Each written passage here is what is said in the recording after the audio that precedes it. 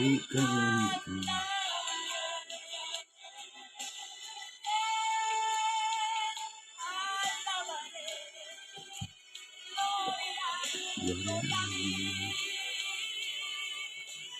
buenos días, amados hermanos en el Señor. Dios les bendiga. Les saludamos en el nombre glorioso y santo de nuestro gran Dios, Señor y Salvador Jesús, dándole en este día gracias a nuestro Dios por permitirnos una vez más estar en su presencia. Saludamos a nuestro hermano Esteban Gabriel Rodríguez Pérez. Dios le bendiga, hermano Esteban. Un abrazo fraterno para usted y para la congregación del lugar de Pudahuel Norte. Amén. Dios bendiga a ese lugar, bendiga a todos los santos que se congregan en aquel lugar los días martes, jueves y domingos, si no me equivoco. Amén. Y así a nuestro pastor Sandro Rodríguez, que con misericordia de Dios preside aquel lugar. Amén. Dios le bendiga, bendiga a su esposa también, mi hermano Esteban. Gusto de saber de usted. Y vamos a lo nuestro, hermanos amados. También saludamos a todos los hermanos que se conectarán, ¿cierto?, durante esta jornada. Jornada de día de descanso acá en Chile, feriado, no así en otros países, por supuesto, pero para nosotros también es jornada de trabajo. Amén. Así que le damos gracias a Dios por darnos esta inmensa oportunidad de poder, hermanos, damos permiso. Amén.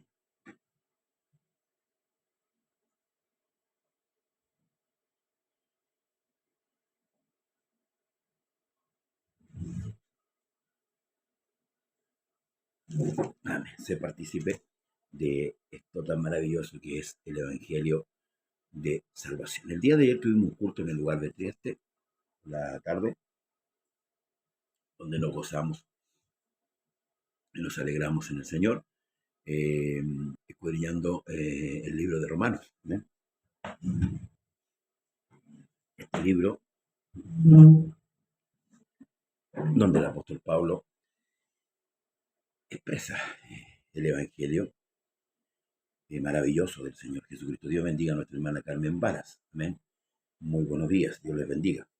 Bien, estamos en el capítulo 8 del libro de Segunda de Corintios. Capítulo 8 del libro de Segunda de Corintios. Concluye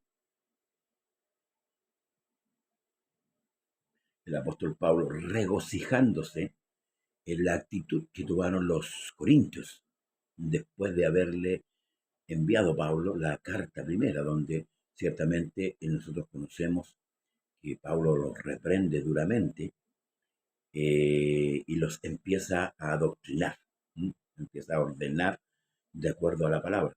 Entonces Pablo en este capítulo 7 que concluimos el día de ayer, se regocijó en la actitud. Y eso es maravilloso, hermanos amados, cuando Dios nos hace ver que estamos equivocados y provoca en nosotros la tristeza y el arrepentimiento, es lo que hablábamos ayer. Cuando se provoca eso en el ser humano, eso quiere decir, hermanos amados, que es un buen síntoma. Es un buen síntoma, es como cuando se provoca la enfermedad y después viene la sanidad. Entonces, ¿cómo no nos vamos a regocijar, hermanos, por estas situaciones que,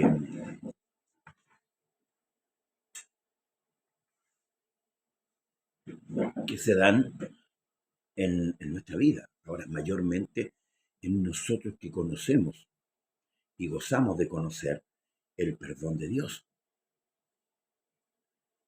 La Escritura nos habla a nosotros y nos enseña con respecto al perdón, al arrepentimiento. Dios no quiere la muerte del que muere, dice el libro de Ezequiel, pero quiere que el hombre proceda al arrepentimiento. Y cuando hay un arrepentimiento, ¿verdad?, real, nosotros debemos regocijarnos, debemos alegrarnos. Dios bendiga a nuestra hermana Claudia Beltrán. De eso se trata el Evangelio. ¿Mm?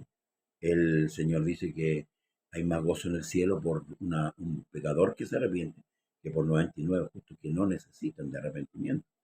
Entonces, a veces, hermanos amados, la mente farisiaca como que nos empieza a pasar la cuenta y no nos gozamos ni nos alegramos que una persona que haya caído en falta se arrepienta.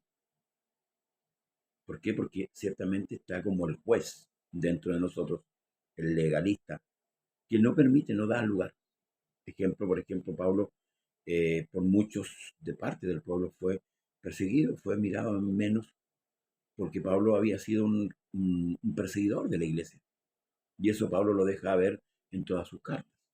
Entonces Pablo termina diciendo el capítulo 7: me gozo de que en todo tiempo, en todo tengo confianza en vosotros. ¿Ves? Pablo, como un padre, ¿verdad? Se regocija, se goza de que los corintios se hayan arrepentido. Eso buscaba Pablo, eso buscaba. Ciertamente el pecado que había dentro de la congregación era grave. Uno, un hombre tenía a la mujer de su papá, estaban en pleitos unos con otros, habían contiendas, hermano, habían envidias, había una distancia entre ellos. Entonces Pablo, con esa carta, como él dice, los contiene y los llama al arrepentimiento. Dios bendiga a nuestro pastor Héctor Hernán López, a mi hermano Manuel Cárdenas también.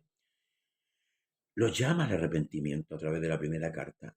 Y esto sucede, lo provoca el Señor, el arrepentimiento. Y Pablo se regocija, Pablo se alegra. ¿Usted no se alegra cuando un hermano que ha caído se arrepiente y Dios lo perdona? ¿Mm? Es difícil cuando ese hermano nos ha ofendido a nosotros, ¿verdad? Cuesta porque esta carnalidad que hay en nosotros todavía a veces no nos permite. Y vienen pensamientos y vienen luchas y no queremos. Decimos que perdonamos, pero no queremos perdonar. ¿Por qué? Porque nosotros todavía no se ha ejercitado ese espíritu. Ciertamente duele cuando hay una ofensa, ciertamente duele, hermanos amados, cuando alguien nos hace daño. Pero si esa persona se ha arrepentido, si esa persona ha incurrido en pedir perdón, ¿quiénes somos nosotros para negarle el perdón? Pablo dice de la manera que Cristo, y aquí está la base, para que nosotros podamos saber cómo perdonar. De la manera que Cristo perdonó, nosotros también debemos perdonar. Amén. Debemos perdonar. Es nuestro deber. Nosotros tenemos que ser sanos en la fe, hermanos amados. No tener en nosotros rencor. Pero este no es el tema, este es el tema que pasamos el día de ayer, hermanos amados, que se alarga un poquito. Voy a tomar esta escritura, a ver que me cita el pastor Héctor López. A ver, este programa por lo general no incurre en eso, pero vamos a tomar a ver qué es lo que nos cita eh, y que debe ser importante. Amén. Porque la palabra es importante. 5:19 dice, eh, hermanos, si alguno entre vosotros se ha extraviado de la verdad y alguno le hace volver, sepa pues que el que haga volver al pecador del error de su camino salvará de muerte un alma y cubrirá multitud de pecados. Amén. Eso es maravilloso. Ese tiene que ser nuestro sentir. Mire, si Dios no quiere la muerte del que muere, ¿cuál debe ser nuestro pensamiento? El de los fariseos. Señor, hemos sorprendido a esta mujer en acto mismo, adulterio, la ley no manda a Moisés. ¿Mm? Nosotros sabemos que humanamente nosotros no podemos cumplir la ley, Cristo la cumplió por nosotros y nos justificó, ¿cierto? A través de su muerte expiatoria en la cruz. Si ninguno, hermano, ninguno merecíamos ir al cielo, ninguno, por cuanto todos pecaron. A veces se nos olvidamos la purificación, ¿cierto? De nuestros antiguos pecados. Bien, asimismo, hermanos, os hacemos saber la gracia de Dios que se ha dado a las iglesias en Macedonia, que en grande prueba de tribulación, la abundancia de su gozo y su profunda pobreza abundaron en riqueza de su generosidad. Pues doy testimonio de que con agrado han dado conforme a sus fuerzas, y aún más allá de su fuerza, pidiéndonos con muchos ruegos que les concediésemos el privilegio de participar en este servicio para los santos. ¿Cuál servicio? Recuerde que hubo una gran hambre, ¿verdad? Y se hizo una ofrenda especial para los santos en Jerusalén. Eso es lo que Pablo ya empieza a hablar ahora con respecto a la ofrenda, con respecto a dar. ¿Mm? Que a veces tenemos miedo de hablar de esto, porque la parte monetaria, la parte económica. Fíjese que, hermanos amados, hoy día, lamentablemente, a veces nosotros eh, criticamos o hacemos notorio en las iglesias que hoy día los hermanos han tenido que echar mano a vender cosas, ¿verdad? Hacer negocios a veces dentro de la iglesia, que no es bueno, que no es bueno, que nos habla bien de la fe. Pero yo veo en la palabra del Señor que no hay otro medio o método más que la ofrenda. Ahora, ¿por qué este tema es un tema controversial? Por el comportamiento de muchos ministros o pseudo ministros que han abusado de este tema. Muchos se han enriquecido con respecto a este tema, en recibir la ofrenda. Ahora, ¿es lícito que un ministro viva del Evangelio? Sí, es lícito. Lo que no es lícito es enriquecerse, porque los que quieren enriquecerse caen ¿dónde? En el lazo del diablo. Y esto es lo que la iglesia con mucha altura de mira o con mucha madurez debe entender. Pablo aquí está hablando, Dios bendiga a Iván Fernández Roger. Pablo está hablando con respecto a la ofrenda que se va a enviar a Jerusalén. ¿Ya?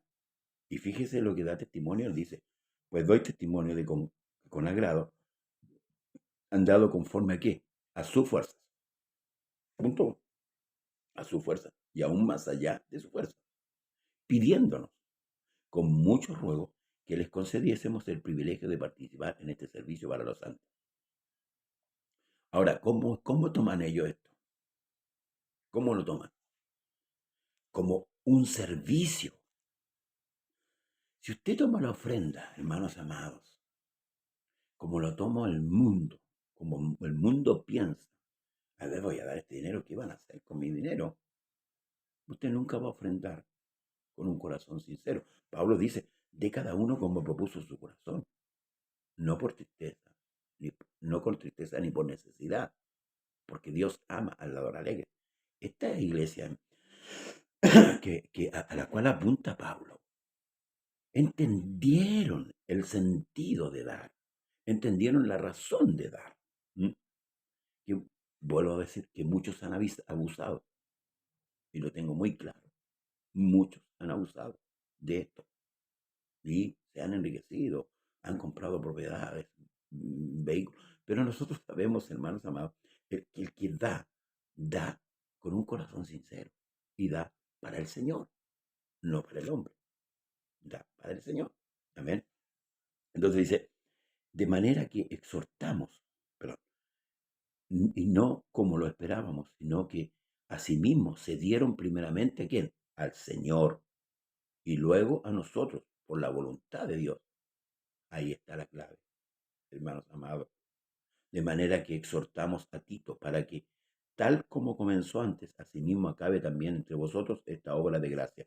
Por tanto, como en todo abundáis en fe, en palabra, en ciencia, en toda solicitud y en vuestro amor para con nosotros, abundad también en esta gracia. No hablo como quien manda, escuche bien, no hablo como quien manda, sino para poner a prueba, por medio de la diligencia de otros, también la sinceridad del amor vuestro. A ver, suena como una presión. Es que, a ver, en el Evangelio,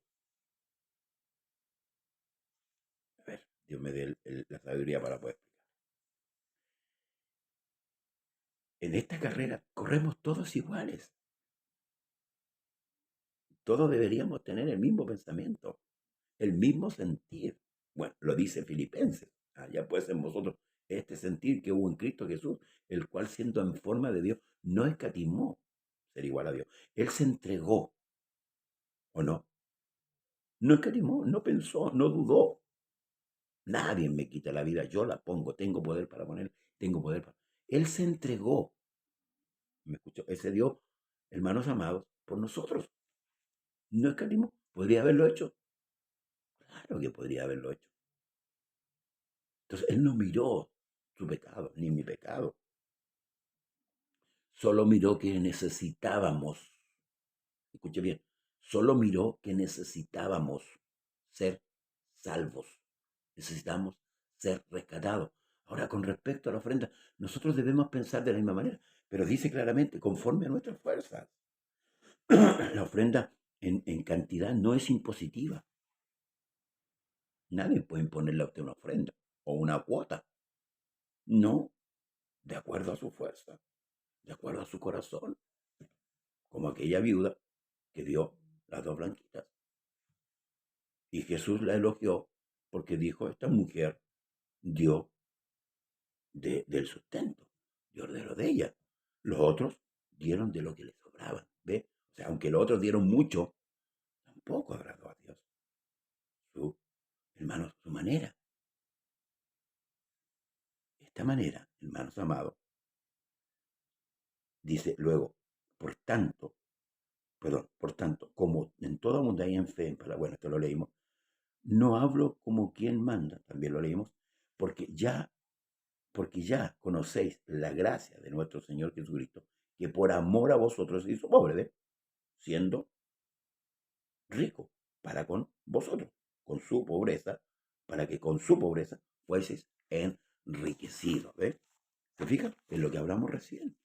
Nosotros de repente, hermanos amados, empezamos a escatimar eh, de nuestras cosas. En cuanto a la ofrenda para los santos, haced vosotros también de la manera que ordené en las iglesias de Galacia. Cada primer día de la semana, cada uno de vosotros ponga aparte algo según haya prosperado, guardándolo para que cuando yo llegue no se recojan entonces ofrendas.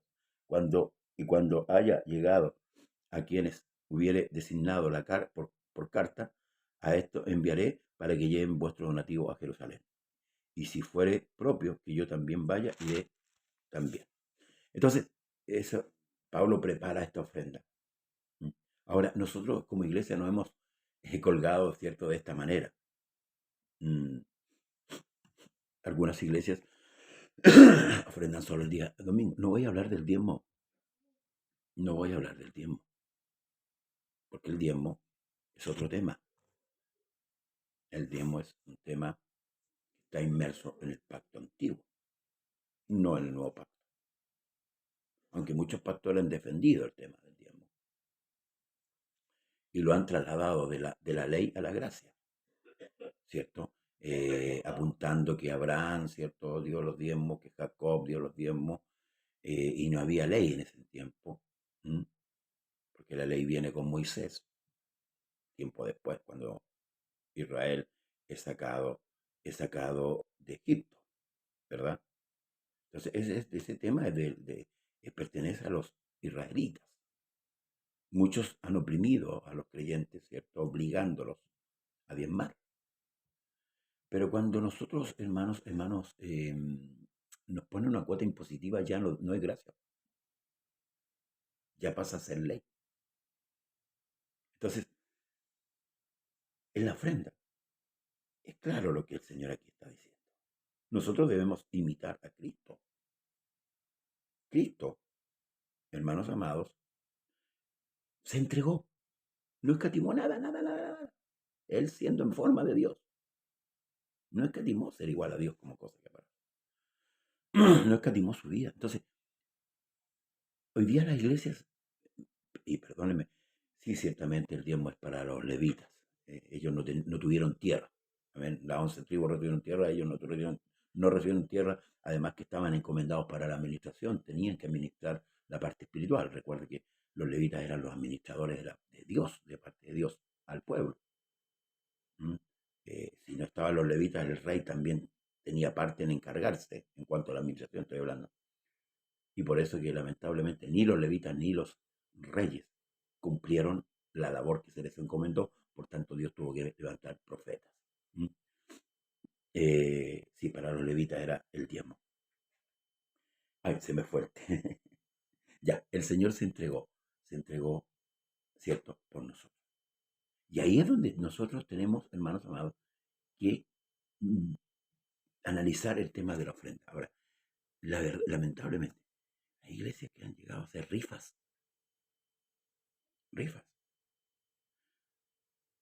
completadas, comidas, para poder adquirir fondos. Pero a veces, escuche bien, a veces esa recaudación de fondos eh,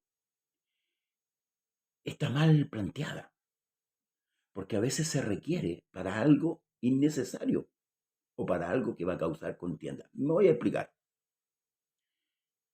Vamos a comprar una batería, vale 3 millones, hermano, una batería. Y resulta que ese instrumento después va a causar una contienda entre los coristas. Entonces, hermanos amados, ahí está la visión que tiene que tener el ministro. A mí la escritura me enseña claramente que la ofrenda es voluntaria, no es obligatoria y es para los gastos de la iglesia.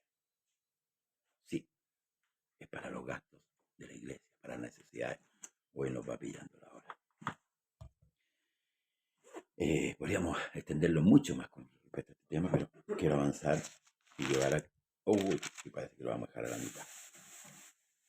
Y en esto doy, dice, escúcheme, porque ya conocéis la gracia de nuestro Señor Jesucristo, que por amor a vosotros se hizo pobre siendo rico, para que vosotros en su pobreza fueseis enriquecidos. ¿Mm? Ahora no está hablando de una riqueza material, de las añadiduras. Ciertamente las añadiduras van a venir igual. ¿Mm? Pero dice, y en esto doy mi consejo, porque esto os conviene a vosotros, que comenzasteis antes no solo a hacerlo, sino también a quererlo desde el año pasado. Yo quiero ofrendar. Yo amo la obra del Señor. Yo amo a mi hermano. Yo quiero hacerlo. Había una necesidad por hacerlo. No había mezquindad. ¿Mm? Nosotros hoy día tenemos una conciencia renovada, una conciencia nueva. Hoy día tenemos una conciencia diferente a la que teníamos antes. No hay avaricia en nosotros, no hay envidia, ¿verdad? No debería, porque el Espíritu Santo que está en nosotros es el que está gobernando nuestra vida.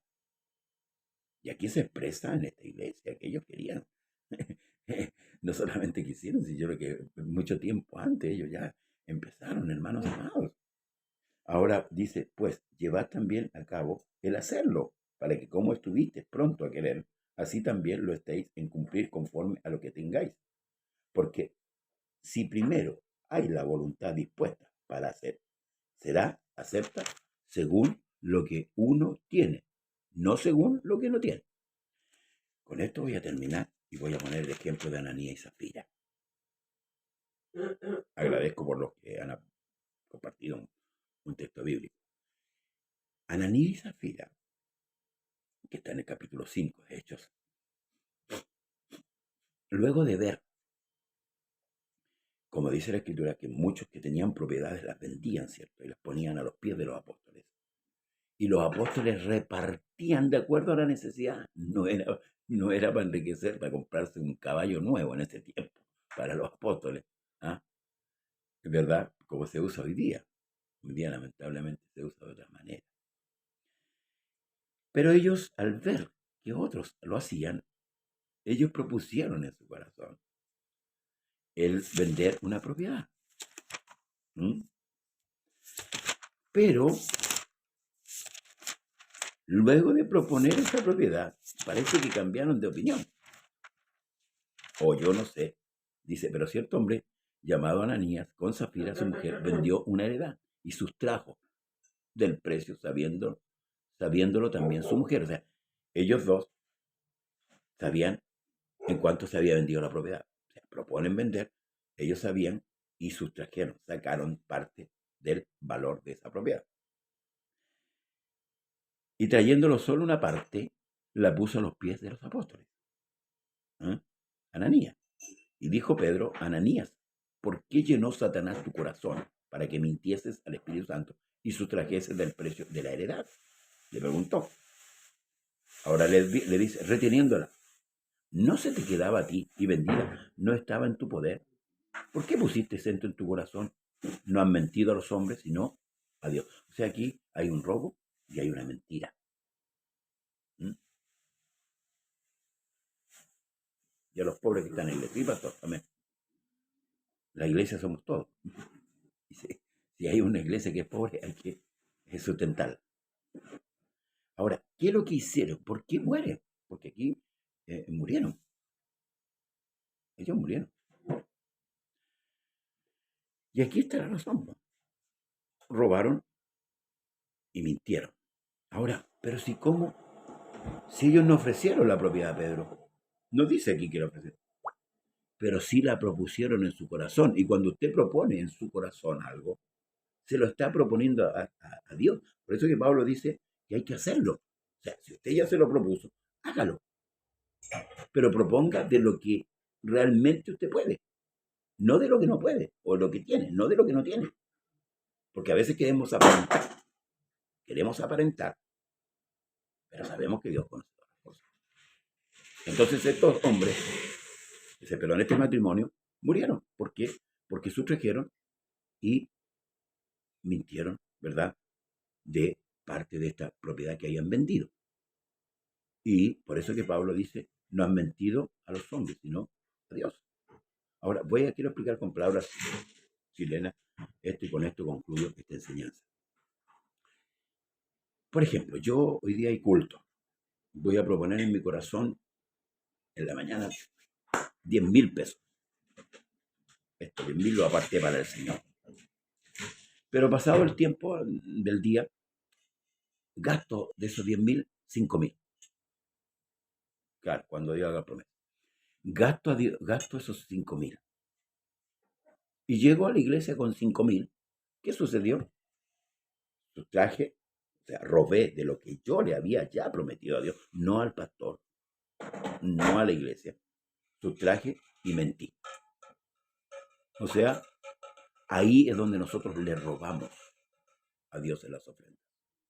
Por eso que en Malaquías, con respecto al diezmo y la ofrenda, le dice a Israel, el Señor, ¿robará el hombre a Dios? Pues vosotros, la nación toda, me habéis robado. ¿En qué? En vuestros diezmos y en vuestras ofrendas. El diezmo era una obligación para ellos. Era una obligación. Las ofrendas igual, las primicias, todo estaba acordado ahí en un pacto.